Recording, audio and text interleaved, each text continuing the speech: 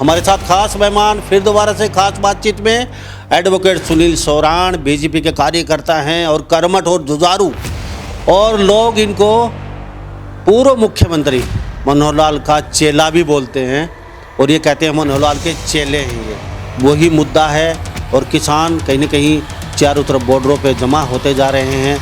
मुद्दा वही है, आज भी वही हालात है। ये जो पंजाब से अपने आप को तथाकथित जो किसान कहते हैं, ये कोई किसान नहीं है।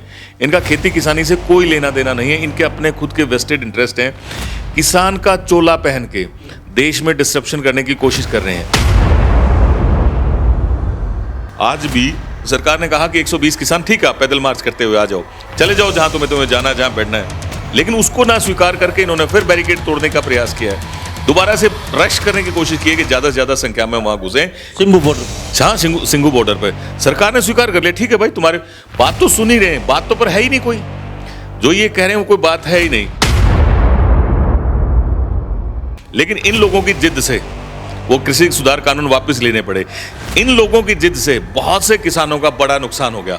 अब मैं आम जनता को कह रहा हूं कि भाई, सिर्फ भारतीय जनता पार्टी को वोट देके और सरकार बनाने से काम नहीं चलेगा। इन निकम्मे और नकारा लोगों के सामने भी खड़ा होना पड़ेगा, इनका विरोध भी करना पड़ेगा। उस किसान आंदोलन का रिजल्ट ये निकला कि हरियाणा के अंदर बहुत से डिस्ट्रिक्ट में जहां नशे का कोई काम नहीं था, वहां चिट्टे जैसे नशे का कारोबार हो रहा है। वो किसान आंदोलन था या हरियाणा के अंदर हरियाणा के नौजवानों को नशे में इंडल्ज करने का आंदोलन था। 1 साल 2 साल में ये रिजल्ट निकल के आया लांबा साहब कि बहुत से लोग नशे के आदी हो गए, ऐसे नशे के आदी हो गए जिनके बारे में कोई चर्चा हरियाणा में होती ही नहीं थी। ये किसान के भेष में, किसान का एक लबादा ओढ़ के अपने वेस्टेड इंटरेस्ट के लिए, अपने खुद के पर्सनल इंटरेस्ट के लिए इन आंदोलनों को कर रहे हैं। फिर एक यूपी से आइटम और आ गया है, पुष्पेंद्र चौधरी जैसा सरीखा नेता, वो अपने आप कहने लगा कि हम जाटलैंड की डिमांड करते हैं। अब ऐसे आदमियों का तो काला मुंह करके इनको गधे पर बैठा के घुमाना चाहिए। याद करो 10 साल भूपेंद्र सिंह हुड्डा का शासन। रोहतक सोनीपत झज्जर का एक जिला परिषद का चेयरमैन होता है, ऐसे तो उसने बिहेव किया। नौकरियां रोहतक में, सड़कें रोहतक में, फैक्ट्रीज रोहतक में, काम धंधा रोहतक में, सब कुछ वो रोहतक सोनीपत झज्जर तक लिमिटेड रहा। उससे बाहर उसने कभी निकलने की सोची नहीं। अगर किसी को नौकरी देनी है तो दीपेंद्र हुड्डा के पास जाओ, आशा हुड्डा के पास जाओ, मोनू हुड्डा के पास जाओ, टोनू हुड्डा के पास जाओ, सोनू हुड्डा के पास जाओ। इन लोगों को रोहतक में आप ढूंढते घूमो। नौकरी की कीमतें सेटल थी। एक ऐसा ही लगना है 40 लाख रुपए। अगर आपको एससीएस बनना है तो 2 करोड़ 5 करोड़ रुपए, पूरा सब फिक्स था। मनोहर लाल जी आए एक ताजा हवा के झोंके की तरह से, सब कुछ बदल दिया। दूसरा, भूपेंद्र सिंह हुड्डा।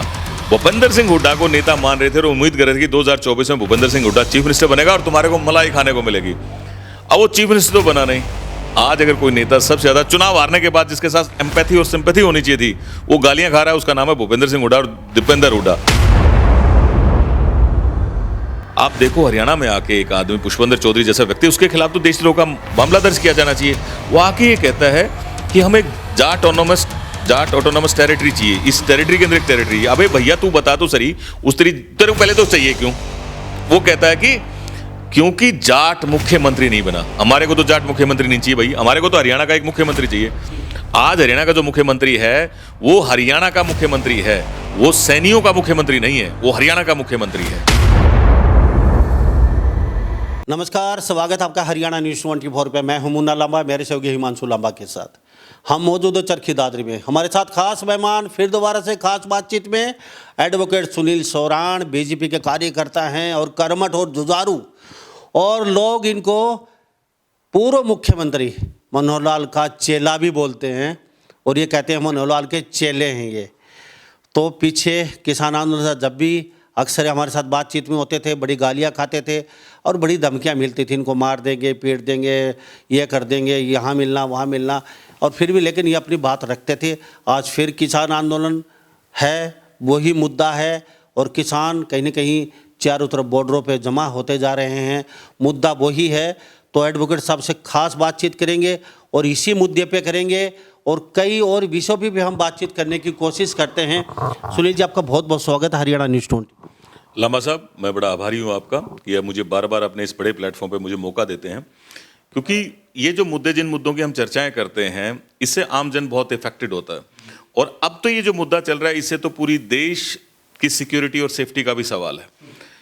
पीछे 13 महीने आंदोलन चला, उस आंदोलन को बाद में सरकार को विड्रा करना पड़ा, उसके बहुत सारे कारण थे, और दोबारा से वैसा ही माहौल दोबारा देश में बनाया जाए, इस मकसद को लेके कुछ अपने आप को स्वयंभू किसान नेता जो कहते हैं, इन बातों को लेके दोबारा चल पड़े हैं। मैं मानता हूँ सारी बातें आपकी। मैं आपसे बातचीत कर रहा हूँ, तो पहले हम मुद्दा ये पूछेंगे। आपने एक बात बोली अभी, सरकार को वापस लेना पड़ा कानून, तो वापस सरकार में कोई कमी थी इसलिए लेना पड़ा, या फिर सरकार ने लागू करना चाहिए था? देखो किसान, अभी किसानों ने एक बात भी बोली है अभी 8 महीने हो गया मैं किसानों को बताते हुए, भैया हमारा हम इस पे कानून दे दीजिए, हम इस पे कानून। अब वो लोग सरकार के कान पे जो नहीं रहेंगी तो मजबूरी हमने उठ के बॉर्डर पे पहुंचना पड़ा है। तो किसान ये कहते हैं, अगर ये किसान नहीं है तो फिर कौन से किसान है? अगर यहाँ किसान है तो ये कौन से किसान है? ये भी लांबा साहब, यही मैं आपको स्पष्ट करना चाहूँ। वो जो 13 महीने का समय था और सरकार को विड्रा करना पड़ा, माननीय नरेंद्र मोदी जी ने भी बड़े बिल्कुल कैटेगोरिकली ये कहा कि हम चीज़ों को समझा नहीं पाए। उन्होंने कभी ये नहीं कहा कि कानूनों में कोई कमी थी। उस विड्रॉल का, क्योंकि माननीय मोदी जी के लिए देश बहुत इंपॉर्टेंट है, प्रयास था कि एक अच्छी चीज़ है जो इन किसानों के जीवन में अमूलचूल परिवर्तन करेगी, और एक बड़ा तबका इस बात को स्वीकार भी करता है कि ये कानून बिल्कुल सही थे, इनकी ज़रूरत है। लेकिन जो वोकल होके, हमारी सोसाइटी की वीकनेस है, कमजोरी है, शायद ये देश की कमजोरी है, तभी तो ऐसे लोग सामने आ जाते हैं, पूरे सिस्टम को डिस्टर्ब कर देते हैं। अगर एक एक आदमी खड़ा होकर पूछता इनसे, चीज़ों को समझता और उनको मना करता कि तुम गलत कर रहे हो, तुम देश के अंदर अराजकता फैलाने का प्रयास कर रहे हो, आज भी वही हालात है। ये जो पंजाब से अपने आप को तथाकथित जो किसान कहते हैं, ये कोई किसान नहीं है, इनका खेती किसानी से कोई लेना देना नहीं है, इनके अपने खुद के वेस्टेड इंटरेस्ट हैं। किसान का चोला पहन के देश में डिस्ट्रप्शन करने की कोशिश कर रहे हैं। लेकिन अब इनको रोकने के लिए हर बार सरकार की जिम्मेदारी नहीं होगी। लांबा साहब, आपके प्लेटफॉर्म से मैं एक आम किसान को, आम आदमी को ये बात से आगाह करना चाहता हूं कि आप समझो, अब तो जानो चीज़ों को, इनकी कोई एक्सेप्टेबिलिटी नहीं है। इन्होंने चुनाव लड़के देख लिया, लोग इनको वोट कास्ट नहीं करते। इन्होंने हरियाणा के अंदर पूरा प्रयास कर लिया, कांग्रेस के पीछे घूम घूम के, भूपेंद्र सिंह हुड्डा जैसे के लोगों के पीछे घूम घूम के उनको मुख्यमंत्री बनाने के चक्कर में पूरे प्रदेश ने इसको नेग्लेक्ट कर दिया। आज दोबारा से भारतीय जनता पार्टी की सरकार माननीय नायब सिंह सैनी के नेतृत्व में बनी है। इसका मतलब साफ है कि जिन मुद्दों को लेकर चल रहे हैं, इन मुद्दों की आम जनता में कोई स्वीकार्यता नहीं है। लेकिन प्रॉब्लम यह है कि इन मुद्दों को उठा के सड़क पे उतर आते हैं, और जो आम जन है वो इनको रोके, ऐसा वो करता नहीं, क्योंकि वो अपने कामों में लगा हुआ है। और सरकार इनको फोर्सिबली रोकती है, तो ये शोर मचाते हैं कि हमारे ऊपर किसान थे और हमारे ऊपर अत्याचार हो रहा है। तो अब इसका रिजल्ट निकलेगा जनता के अंदर से ही। जब जनता खड़ी होगी, जनता खड़ी होकर इनको कहेगी कि तुम ये गंदे काम बंद करो, ये डिसरप्शन बंद करो प्रदेश में। आज भी सरकार ने कहा कि 120 किसान, ठीक है, पैदल मार्च करते हुए आ जाओ, चले जाओ जहां तुम्हें जाना है, जहां बैठना है। लेकिन उसको ना स्वीकार करके इन्होंने फिर बैरिकेड तोड़ने का प्रयास किया है, दोबारा से रश करने की कोशिश की है कि ज्यादा से ज्यादा संख्या में वहां घुसे। सिंघू बॉर्डर, हाँ, सिंघू बॉर्डर पे सरकार ने स्वीकार कर लिया, ठीक है भाई, तुम्हारे बात तो सुन ही रहे हैं, बात तो पर है ही नहीं कोई, जो ये कह रहे हैं वो कोई बात है ही नहीं। कृषि के अंदर अमूलचूल परिवर्तन की जरूरत है। ये जो पुराना ढांचा था, पुराना जो सिस्टम, उसको बदलने की जरूरत है। ये तो एक चीज को उठा के घूम रहे हैं कि एमएसपी की लीगल गारंटी हो। हरियाणा के अंदर 24 फसलों की एमएसपी, 24 फसलें एमएसपी पर हरियाणा के अंदर खरीदी जाती हैं।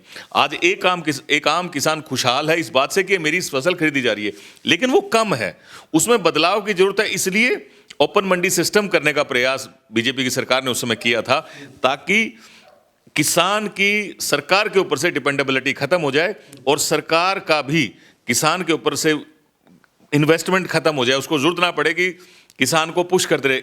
एक तरफ तो बहुत सी चीज़ों की बहुत कमियां हैं, एक तरफ बहुत सी चीज़ें बहुत अबंडेंस में हैं। एक तरफ तो गेहूं और चावल की इतनी पैदावार होती है कि उसकी स्टोरेज की समस्या है, और एक तरफ ऐसी है कि कुछ फसलों की मारामारी इतनी रहती है कि उसका प्राइस मिलता ही, वो चीज़ें अवेलेबल नहीं होती। मार्केट की फोर्सेज को सबको ठीक करने के लिए और मार्केट में एक बैलेंस क्रिएट करने के लिए वो तीनों कृषि कानून सरकार लेके आई थी। लांबा साहब, एक मैं थोड़ा सा कंक्लूड कर दूं। लांबा साहब, इन सब पैरामीटर्स, इन सब मैटर्स को अच्छे से समझने की जरूरत है। एक एमएसपी समस्या नहीं है और एक एमएसपी देना समाधान नहीं है। इसके अंदर बहुत से कॉम्प्लेक्स इश्यूज हैं जिनको एड्रेस करना जरूरी है और इसलिए वो तीनों कृषि सुधार कानून थे। लेकिन इन लोगों की जिद से वो कृषि सुधार कानून वापस लेने पड़े। इन लोगों की जिद से बहुत से किसानों का बड़ा नुकसान हो गया। अब मैं आम जनता को कह रहा हूं कि भाई सिर्फ भारतीय जनता पार्टी को वोट देके और सरकार बनाने से काम नहीं चलेगा। इन निकम्मे और नकारा लोगों के सामने भी खड़ा होना पड़ेगा, इनका विरोध भी करना पड़ेगा, इनसे पूछना भी पड़ेगा। एक और बड़ा काम लांबा साहब, उस किसान आंदोलन का रिजल्ट ये निकला कि हरियाणा के अंदर बहुत से डिस्ट्रिक्ट में जहां नशे का कोई काम नहीं था वहां चिट्टे जैसे नशे का कारोबार हो रहा है। वो किसान आंदोलन था या हरियाणा के अंदर हरियाणा के नौजवानों को नशे में इंडल्ज करने का आंदोलन था। 1 साल 2 साल में ये रिजल्ट निकल के आया लांबा साहब कि बहुत से लोग नशे के आदी हो गए, ऐसे नशे के आदी हो गए जिनके बारे में कोई चर्चा हरियाणा में होती ही नहीं थी। इस बात के लिए मैं आपको एग्री करता हूँ। हाँ, नशा बहुत, जो नशा था वो मोटा मोटे नशे थे, एक दो जो वाइन वगैरह के ये। हाँ, इतने जो अब नशे जो नए नए सुनने को मिल रहे हैं अभी रूट क्षेत्रों में भी, हर घर में जैसे चिट्टा वगैरह नाम, वो नशा ज़रूर देखो हुआ है, ज़्यादा बढ़ा है, ये तो हम मानते हैं, मैं एग्री करता हूँ। अब आप कहते हैं, लोगों को कह रहे हैं आप जाग जाओ, आप समझो अपना पराया, आप कहते हैं अक्सर, आज भी कह रहे हैं लोगों को भाई इनका साथ मत दो। आप कहते हैं वो किसान नहीं है, तो फिर वो कौन लोग हैं किसान नहीं है? तो किसान कहाँ है तो फिर? हाँ, ये बताइए। मैं कह रहा हूँ लांबा साहब, किसान अपना काम कर रहा है, जो आम किसान है बेचारा अपने काम लगा हुआ है। लेकिन ये किसान के भेष में, किसान का एक लबादा ओढ़ के अपने वेस्टेड इंटरेस्ट के लिए, अपने खुद के पर्सनल इंटरेस्ट के लिए इन आंदोलनों को कर रहे हैं। और इसका रिजल्ट ये होता है कि कभी कोई मिस हैपनिंग हो जाए, सरकार कोई ठोस कदम उठा लेती है, अगर किसी को चोट फेट लग जाए या किसी की मौत हो जाती है, तो एक साधारण किसान बेचारा इमोशनल होके, और खासकर अपनी जाट कौम फिर दोबारा से, क्योंकि फिर अपनी खापों की चर्चाएं आनी शुरू की। किसी ने कोई चर्चा नहीं की, लेकिन इस मामले में अगर किसी चर्चा आनी शुरू हुई तो अपनी खापों की चर्चाएं सबसे पहले की हैं। इन खाप के भाइयों से कभी बैठ के पूछ लो कि भैया तू जानते हो क्या 3 कृषि ये कानून कौन से हैं, क्या मामला था? एक भी ऐसा साथी नहीं है, अपना खाप का साथी नहीं है जो कह सके। और मैंने तो देखा कि बहुत से कहते हैं यार भैया के साथ तो जाना पड़ा है, मतलब आंख बंद करके चले जाते हैं, और कल को ये भी कह रहे होते हैं यार हम तो गलत चले गए। फिर एक यूपी से आइटम और आ गया है, पुष्पेंद्र चौधरी जैसा सरीखा नेता, वो अपने आप कहने लगा कि हम जाटलैंड की डिमांड करते हैं। अब ऐसे आदमियों का तो काला मुंह करके इनको गधे पर बैठा के घुमाना चाहिए, यह इलाज है इन आदमियों का। हमारे साथ एडवोकेट सुनील सोरान खास बातचीत में मौजूद हैं और मनोहर लाल के चेले हैं। मैं किसान मुद्दे पर अभी लौटता हूँ, कई मेरे बड़े बड़े और मुद्दे हैं, लेकिन सबसे पहले लोग आपको मनोहर लाल का चेला बोलते हैं। Manohar Lal face of the change, थोड़ा हिमांशु लांबा दिखा दीजिए, दीवार पे पेंट करवा रखे बाकायदा, यानी कि फेस ऑफ द चेंज, यानी पूरे हरियाणा का फेस चेंज किया मनोहर लाल ने, यानी कि आबो हवा और कई चीज़ें भ्रष्टाचार जैसे ये मानते हैं ठीक की है, और उनकी देन आज हरियाणा एक उन्नति पे है। ये कहते हैं कि पूरे भारत में सबसे नंबर 1 पे हरियाणा, हर चीज़ अच्छी खासी लोगों को मिल रही है, सड़कें। जी सर, आप भी अब चेला, आपको चेला बोलते हैं, चेला लोग। कोई बात नहीं लांबा साहब, कई भक्त भी कहते हैं, कई कहते हैं मनोहर लाल भगत है, कोई दूसरी बात, कोई बात नहीं, वो तो दोस्तों की ऐसी बातें दे दी जाती हैं, मैं इसमें ज़्यादा नहीं कंसीडर करता। लेकिन मैं आपको बता रहा हूँ बात, आप भी इस बात को स्वीकार करेंगे। याद करो 10 साल भूपेंद्र सिंह हुड्डा का शासन, रोहतक सोनीपत झज्जर का एक जिला परिषद का चेयरमैन होता है, ऐसे तो उसने बिहेव किया। नौकरियां रोहतक में, सड़कें रोहतक में, फैक्ट्रीज रोहतक में, काम धंधा रोहतक में, सब कुछ वो रोहतक सोनीपत झज्जर तक लिमिटेड रहा, उससे बाहर उसने कभी निकलने की सोची नहीं। फिर अगर किसी को नौकरी देनी है तो दीपेंद्र हुड्डा के पास जाओ, आशा हुड्डा के पास जाओ, मोनू हुड्डा के पास जाओ, टोनू हुड्डा के पास जाओ, सोनू हुड्डा के पास जाओ, इन लोगों को रोहतक में आप ढूंढते घूमो। फिर हर नौकरी की कीमतें सेटल थी, एक ऐसा ही लगना है 40 लाख रुपए, अगर आपको एससीएस बनना है तो 2 करोड़ 5 करोड़ रुपए, पूरा सब फिक्स था।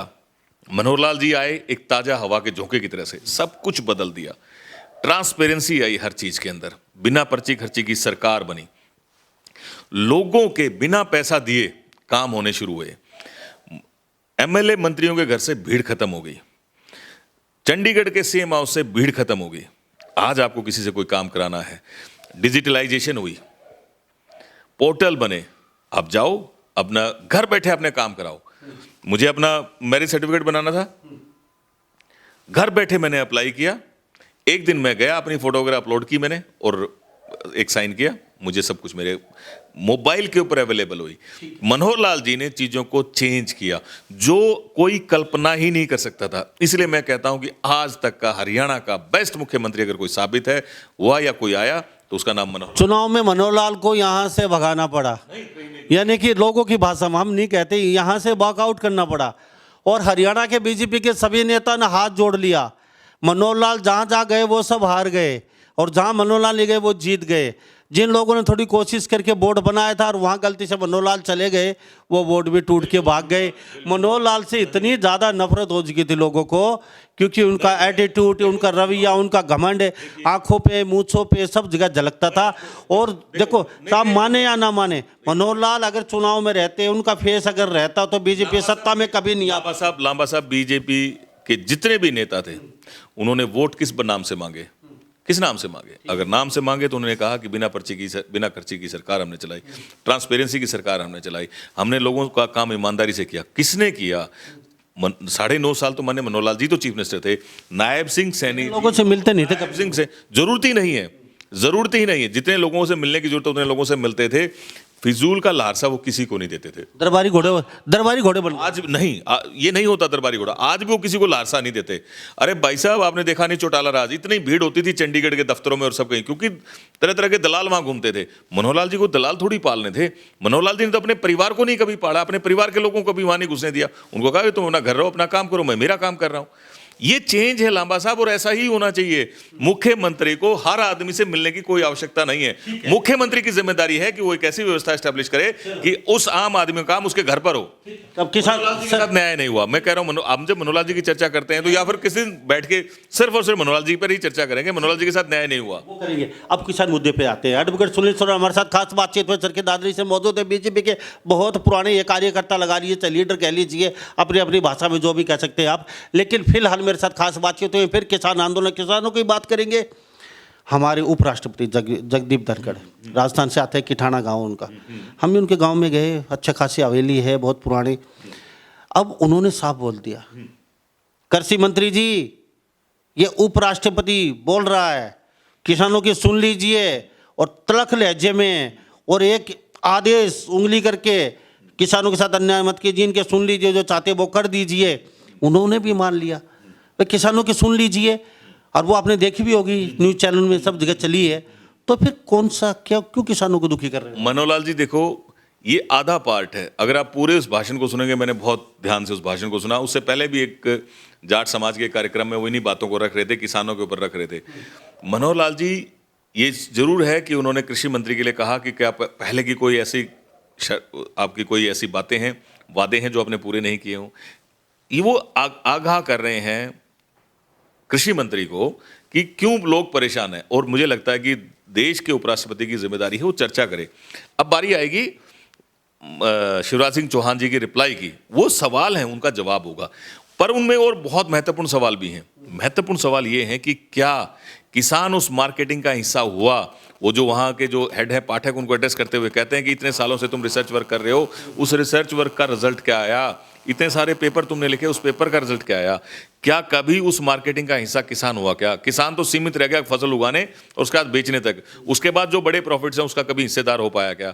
तो इसलिए आप माननीय धनखड़ जी के एड्रेस को वहां तक सीमित नहीं रखें जहां कुछ तो कमी है। उन्होंने उपराष्ट्रपति ने कहा है, कुछ तो कमियां है ना। उन्होंने कहा सवाल पूछे हैं, उसके बाद शिवराज सिंह चौहान जी उन बातों का जवाब देंगे, आप इस बात को सुनोगे। लेकिन उन्होंने सवाल पूरी व्यवस्था पर बहुत सारे उठाए हैं, और उन पूरी व्यवस्थाओं के सवाल को जब जवाब में कन्वर्ट करोगे तो आपके सामने आएगा कि यस, देश के अंदर एक ऐसी व्यवस्था की जरूरत है जहां किसान सिर्फ फसल उगा के बेचने तक सीमित नहीं हो, उसकी मार्केटिंग का भी हिस्सेदार बने, उसके फूड प्रोसेसिंग का इंतजार भी वो उसका हिस्सा भी बने, उसमें क्वालिटी इंप्रूवमेंट में भी हिस्सेदार बने, और जो बड़ा प्रॉफिट जो शहरों में बैठे लोग कमाते हैं उसका हिस्सा भी बने।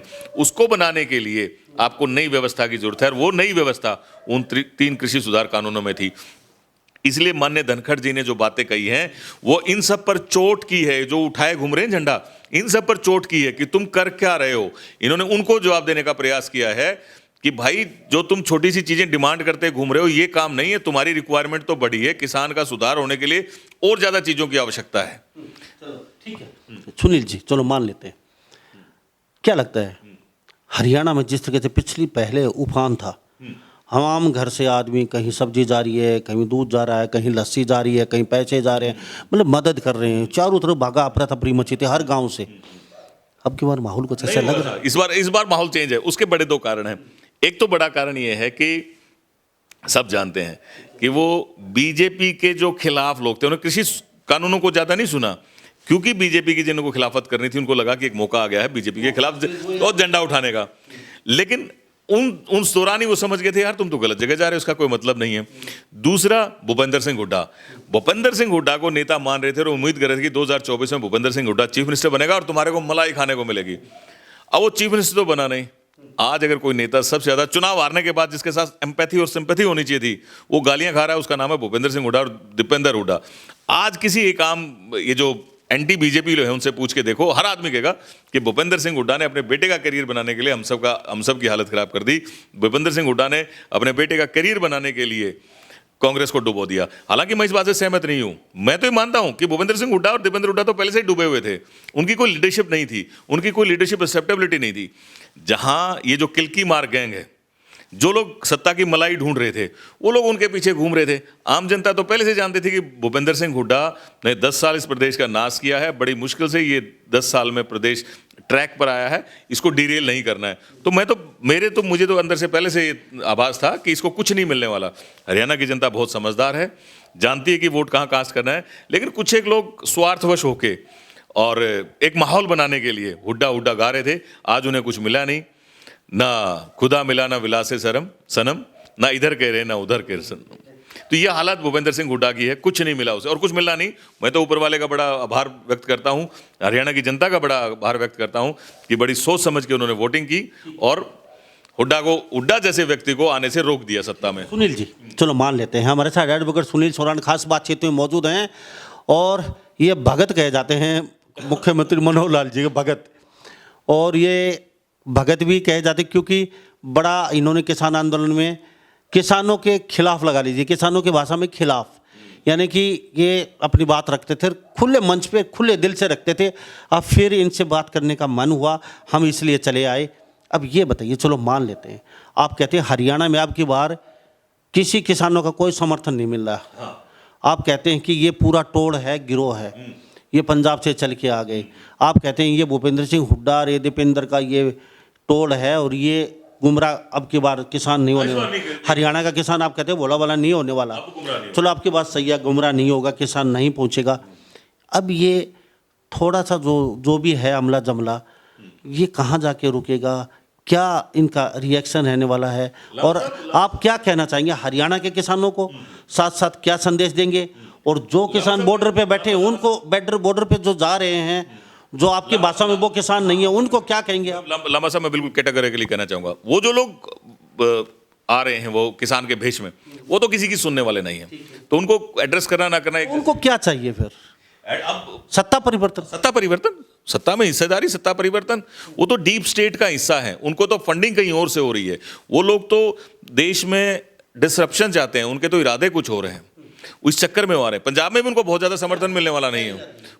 इरादा डिसरप्शन, इरादा सत्ता परिवर्तन, इरादा ऐसे लोगों को सत्ता में बिठाना जो उनके इरादों को कंप्लीट कराए। कुछ भी इरादे हो सकते हैं, हाँ, जैसा पंजाब में हो रहा है। और मैं कह रहा हूं, ये हमने पहले बातें रखी हैं इनके, हाँ, ऐसा इरादा भी है कि जैसा हालात जो अराजकता बांग्लादेश में फैली, और इन लोगों के कई बार ऐसे इरादे दिखते हैं, इनके ऐसे मोटिव्स नजर आते हैं। अब आप देखो हरियाणा में आके एक आदमी पुष्पेंद्र चौधरी जैसा व्यक्ति, उसके खिलाफ तो देशद्रोह का मामला दर्ज किया जाना चाहिए।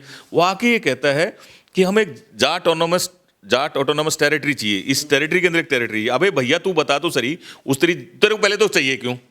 वो कहता है कि क्योंकि जाट मुख्यमंत्री नहीं बना। हमारे को तो जाट मुख्यमंत्री नहीं चाहिए भाई, हमारे को तो हरियाणा का एक मुख्यमंत्री चाहिए।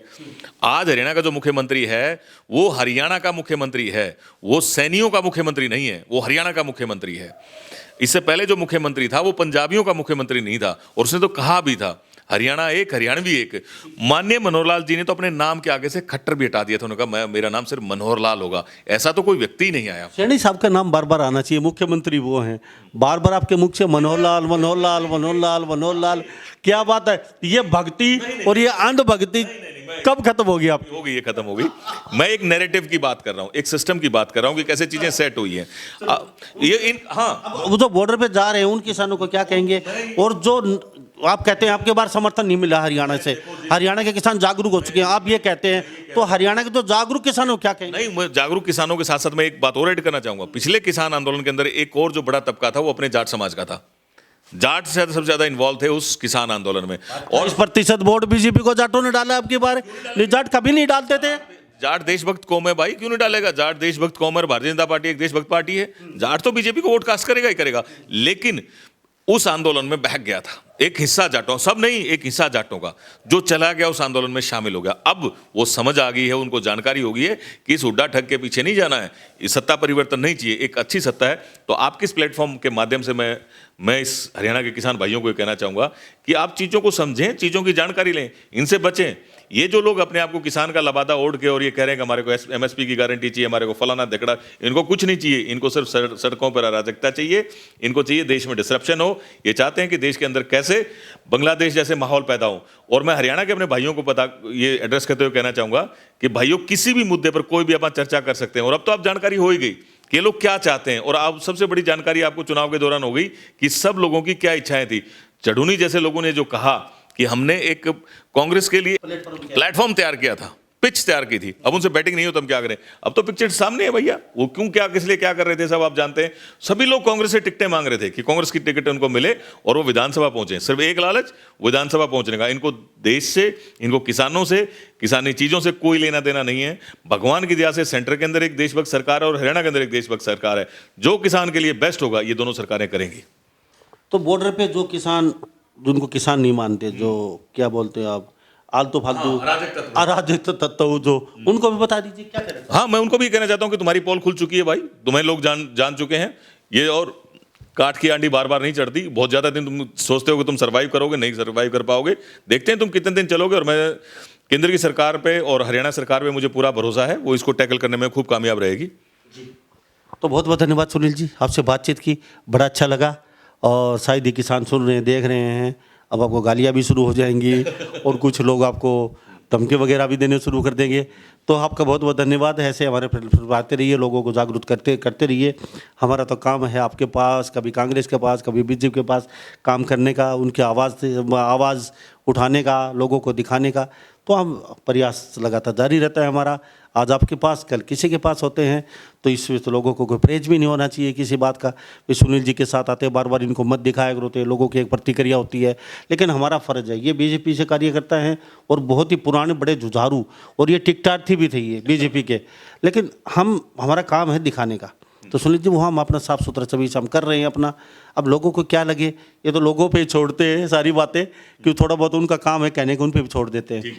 तो आपका बहुत बहुत धन्यवाद। इसी तरीके से हमारे साथ बातचीत करते रहिए और लोगों को जागरूक करें। धन्यवाद लामा साहब, बहुत बहुत धन्यवाद। तो हमारे साथ ये एडवोकेट सुनील सोरान खास बातचीत बने हुए थे। तो इस बारे में आप क्या सोचते हैं? इन्हीं सब बातों के साथ मैं मुन्ना लांबा, मेरे सहयोगी हिमांशु लांबा के साथ हरियाणा न्यूज़ 24। नमस्कार, जय हिंद।